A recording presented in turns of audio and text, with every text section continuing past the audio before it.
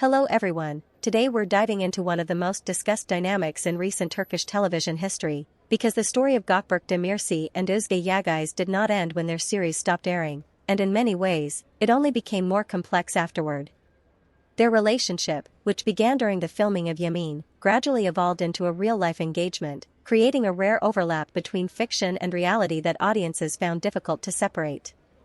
This blending of narrative and personal life turned them into one of the most closely followed couples among viewers of daily Turkish dramas.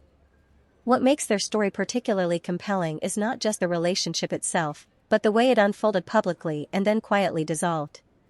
By 2022, their engagement ended, and while neither of them escalated the situation into public drama, the absence of clear explanations fueled speculation across fan communities. According to available information, both actors chose to move forward professionally rather than dwell on personal explanations, but that silence only intensified online discussions, where audiences attempted to reconstruct the reasons behind the breakup based on subtle interview cues and social media behavior.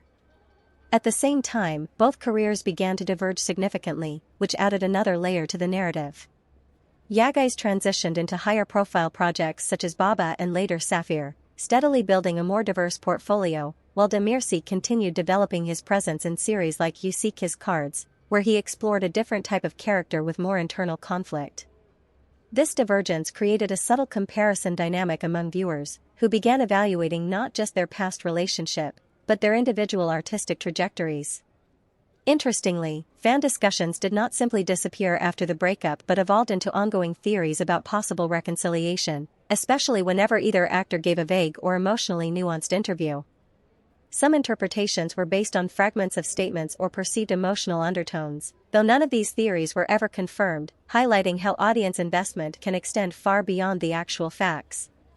So now the story of these two actors is no longer about a relationship alone, but about how two careers can begin from the same point and evolve in completely different directions while remaining permanently linked in public memory, and the real question becomes whether audiences will ever fully separate their individual identities from the story that first connected them, or if that connection will always define how they are perceived.